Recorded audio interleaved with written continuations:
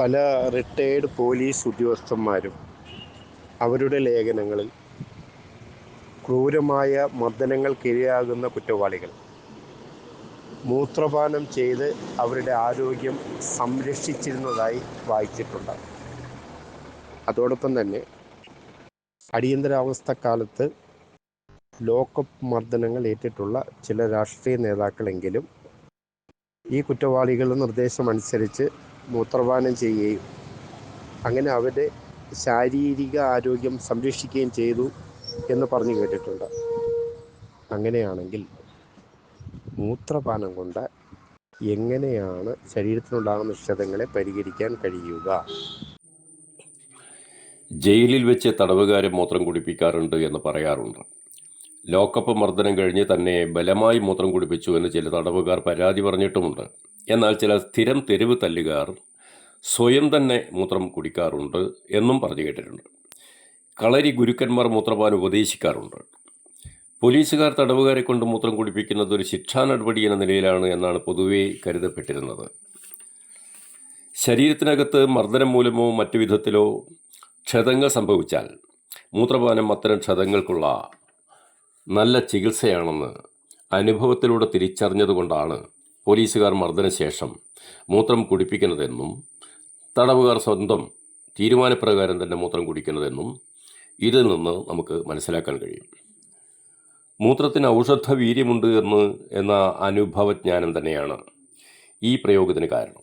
ഇന്ന് നമുക്കറിയാം, ശുദ്ധീകരിച്ച രക്തത്തിൻ്റെ ഉൽപ്പന്നമാണ് മൂത്രം എന്നത്. മൂത്രത്തിൽ രക്തം കട്ടപിടിക്കുന്നത് തടയുന്ന യൂറോകൈനേസ് പോലുള്ള ഘടകങ്ങളുണ്ട്. യൂറിയയ്ക്ക് മുറിവുകൾ ഉണക്കാനും ചതവുകൾക്ക് പരിഹാരമുണ്ടാക്കാനും കഴിവുണ്ട്. മൂത്രത്തിലെ മൂലകോശങ്ങൾ റീസൈക്കിൾ ചെയ്യപ്പെടുമ്പോൾ കേടുപറ്റിയ കോശങ്ങളും കലകളും പുനഃസൃഷ്ടിക്കപ്പെടുന്നുണ്ട്. ശരീരത്തിൻ്റെ റിപ്പയറിംഗ് പ്രവർത്തനങ്ങൾ നടത്താൻ മൂലകോശങ്ങൾക്ക് കഴിയും. അസ്ഥി കോശങ്ങളെ ശക്തിപ്പെടുത്താനും ഇവയ്ക്ക് കഴിയും. മൂത്രത്തിൽ ഹോർമോണുകളും എൻസൈമുകളും വിറ്റാമിനുകളും ധാതുലവണങ്ങളും രോഗശമന ഹേതുക്കളായ ആൻറ്റിബോഡികളും എല്ലാം ഉണ്ട്. Calcium, phosphorus, vitamin C, zinc, copper തുടങ്ങിയവയെല്ലാം തന്നെ മൂത്രത്തിലുണ്ട്.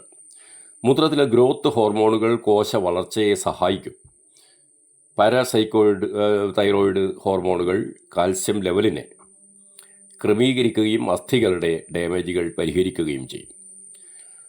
മൂത്രം പാനം ചെയ്യുകയും ശരീരത്തിൽ മസാജ് ചെയ്യുകയും ചെയ്യുമ്പോൾ ശരീരത്തിൻ്റെ ക്ഷതങ്ങളും മുറിവുകളും വേദനകളും ശമിക്കുന്നുണ്ട് എന്ന അനുഭവം കാരണമാണ് ഇത്തരം പ്രശ്നങ്ങൾക്ക് പരിഹാരമായി മൂത്രം ഔഷധമായി നിർദ്ദേശിക്കപ്പെടുന്നത്. ഇത്തരം പ്രശ്നങ്ങൾ പരിഹരിക്കപ്പെടുന്നു എന്നത് അനുഭവജ്ഞാനമാണ്. ഈ അനുഭവത്തിന് എന്തായിരിക്കും ശാസ്ത്രീയ കാരണം എന്നാണ് നാം കണ്ടെത്തിക്കൊണ്ടിരിക്കുന്നത്. ഏതായാലും മൂത്രം ശരീരത്തിന് ആവശ്യമില്ലാത്ത ബോഡി വേസ്റ്റും മാലിന്യവും ആണെന്ന പഴഞ്ചൻ ധാരണകൾ ശാസ്ത്രം തന്നെ തിരുത്തിക്കൊണ്ടിരിക്കുകയാണ്. ദഹന വ്യവസ്ഥയിൽ നിന്നുള്ള അഴുക്ക് ജലമാണ് മൂത്രം എന്ന പഴയ വിശ്വാസം തകർന്നടിഞ്ഞു കഴിഞ്ഞു. ദഹന വ്യവസ്ഥയിൽ നിന്ന് പുറന്തള്ളപ്പെടുന്ന മാലിന്യം മലമാണ്. മൂത്രത്തിന് ദഹന വ്യവസ്ഥയുമായി ഒരു ബന്ധവുമില്ല. ദഹനത്തിന് ശേഷമുള്ള പോഷകങ്ങൾ രക്തത്തിൽ കലർന്ന് ആ രക്തം കരൾ വഴിയും ശ്വാസകോശം വഴിയും പ്ലീഹ വഴിയും ലിംഫ് നോഡുകൾ വഴിയുമെല്ലാം ശുദ്ധീകരിക്കപ്പെട്ടതിന് ശേഷം അതിലെ പോഷകങ്ങൾ നിറഞ്ഞ ഭാഗമായ പ്ലാസ്മയാണ് കിഡ്നികൾ വഴി ഫിൽട്ടർ ചെയ്യപ്പെട്ട് മൂത്രസഞ്ചിയിൽ എത്തുന്നത് എന്ന ശാസ്ത്രജ്ഞാനം ഇപ്പോൾ നമുക്കുണ്ട്. അതിനാൽ തന്നെ പോഷകസമൃദ്ധമായ മൂത്രത്തിൻ്റെ പുനരുപയോഗം പലവിധ രോഗങ്ങളെയും ക്ഷതങ്ങളെയും മുറിവുകളെയും എല്ലാം ശമിപ്പിക്കാൻ കാരണമാകുന്നു. നന്ദി.